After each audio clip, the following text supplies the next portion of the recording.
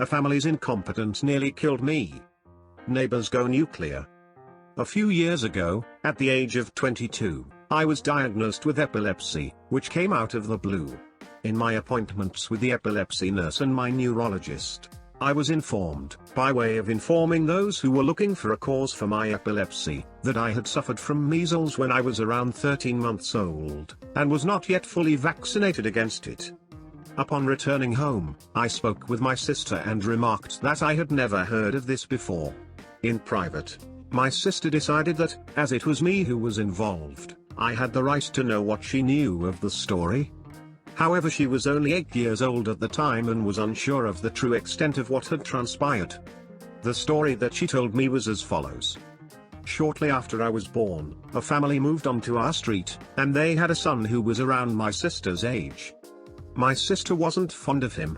He was a bit pushy, but not in an unkind way. He likely just wanted to make friends and pushed his way into playing with the other children. My sister, however, has an anxiety disorder, and has had it for a long time, and she didn't really appreciate his behavior, finding him quite intimidating. She knew very little about his parents, and has never actually spoken to them. About a year later, I came down with the measles and was rushed to the hospital with severe complications. My sister explained that, as far as she was aware, the family was opposed to vaccinations and believed that the only way to build a natural immunity was to be infected with a virus. This was before the falsified study linking vaccines to autism. As such, when their unvaccinated son contracted the measles, the first thing that they thought of was to do the other families on the street a favor and send their infectious son out to play with the other children without warning anybody. My sister inadvertently brought the virus into the house, and we were both infected. She shrugged it off, but I wasn't so lucky. 21 years later, I would find out that this virus and the seizures that it caused at the time caused scarring in my brain that has left me with epilepsy and all of the joys that come with that. Lovely stuff. I returned from the hospital after an anticlimactic recovery, and a month later, the family disappeared. Until recently, that was all that I knew of the situation. My parents were understandably traumatized by the whole thing, and they didn't like to talk about it, so I dropped it into conversation with an elderly neighbor who was not in any way affiliated with what happened at the time. I was informed that, while I was in the hospital, my grandmother, who has passed away, had confronted the family over what they had done during a time when it was still possible that I might have died.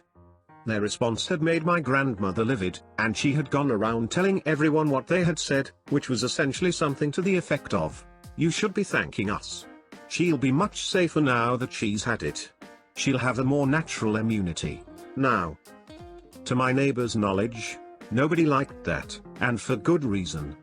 On top of that, parents didn't feel safe with them around, and there were other infants on the street who were my age or younger. People hurled abuse at them, he recalled, and they ended up leaving to stay with relatives before the house could even be sold. It was only recently that the extent of the abuse was relayed to me by another neighbor who may or may not have taken part in it all. Their tires were slashed multiple times, almost as soon as they were replaced. Their car was keyed.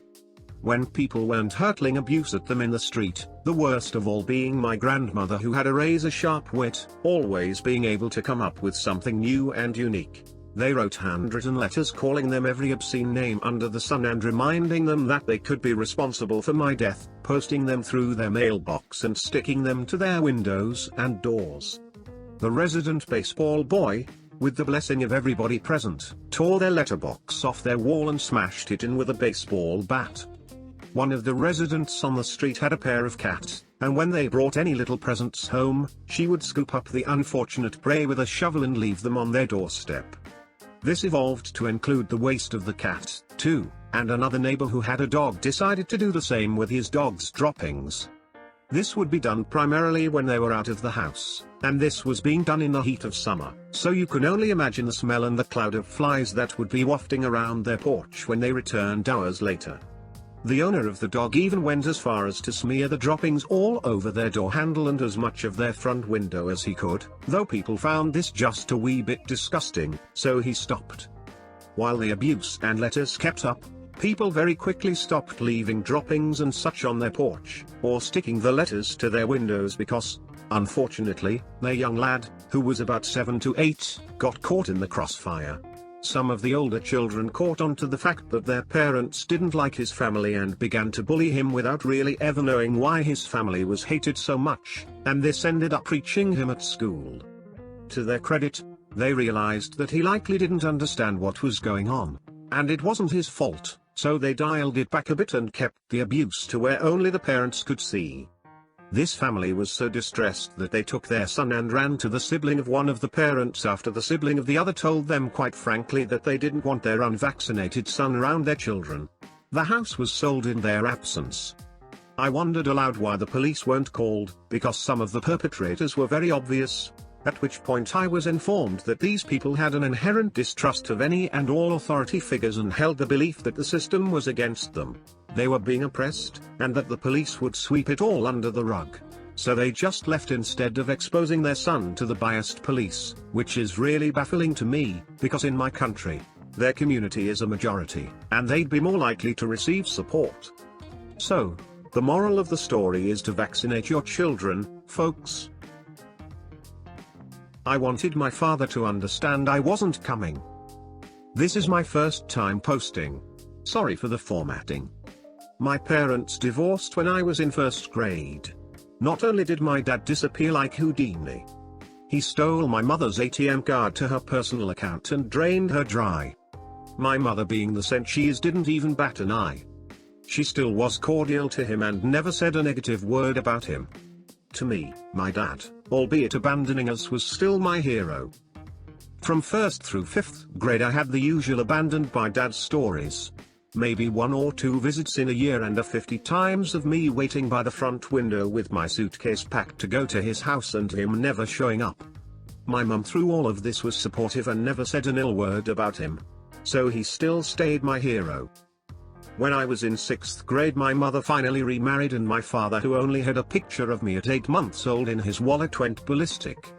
Did I mention he never paid child support? He would use his father's social, they had the same name, to get away with it. After my mom remarried, he let it be known that I was now my stepdad's responsibility. He cut off communication with me until I graduated high school.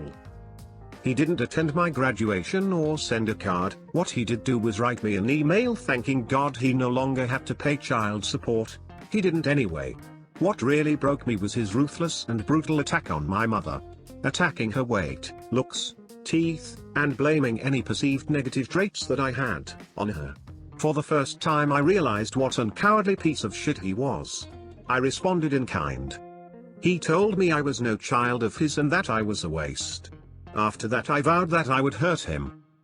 10 years later, my father, not interested in my wedding or my son, reached out to me. You see, he is a diabetic, and one of his organs were failing and he didn't have long. He's too far down on the list and he needed someone in our family to donate. Nuclear revenge activated. I answered his email. I met up with him and pretended that I didn't hate his guts. I went and got tested to see if I was a match. I was. Did the therapy and met with doctors and his therapist. We scheduled the surgery. The day of the surgery we meet at the hospital. I smiled in his face and let him know that I wouldn't be going through with the surgery. I watched the confusion line his face. I just wanted you know that you're no father to me and you're a waste. I left the hospital and drive home. My mum was pretty annoyed with me that I took it that far. My father is dying and I will be attending the funeral out of spite. And I will let everyone know what a piece of shit he was. TLDR, father abandoned me and called me a waste. Later in life he needs an organ. I agree and match with him and abandon him at the hospital the day of the surgery after calling him a waste. He will die and I will ruin his funeral. Edit 1, this really blew up. For those questioning my actions I will give further detail. My father is semi-obsessed with my mother. His attachment to us was only in his perceived ability to get back with my mother. In the beginning he would call and make plans to see us. And just not show up. My mom would have to make up excuses. He has been married over 4 times and supports and loves his stepkids without a thought to us. Once my mother remarried, he was done with us. He kept in contact with my mother through email but had no interest in talking to his children. I have reached out to him before. To invite him to my graduation, to let him know of my marriage, and that he was a grandfather. All I got back was pictures of his new wife's kiddos. Upon getting to know him after agreeing to donate, I went to one of his therapy sessions at his request. There I heard the story of the true reason he contacted me. I listened as he lamented about his impending death. How he was resigned to his fate. Only to have his new wife remind him of his former kids and maybe one of them will donate. And he got excited because he had forgotten all about us. And it was like hope renewed. Do you know how shitty it is to listen to the person who is responsible for your very existence talk about forgetting your very existence? Like I was a pair of sturdy old boots that gathered dust in the back of the hall closet. Now rediscovered I was to be worn to go shovel shit. I knew then I wasn't going to give him anything. Thanks for the silver and gold. Edit 2, I'm not worried about a will or being left anything. He had nothing to leave. He's the male equivalent of a gold digger. He only marries women who can take care and support him as he mooches off of them. He stole thousands from my mother and she didn't press charges because she didn't want her children's father in jail. My mother was his first wife and he learned his lesson not to have kids of his own but to move into ready-made families. His ex-wives and their children have nothing nice to say about him. When I told him I wasn't going through with it, he understood exactly why. He nodded his head in understanding. I already was approached for money to contribute to the funeral and I will.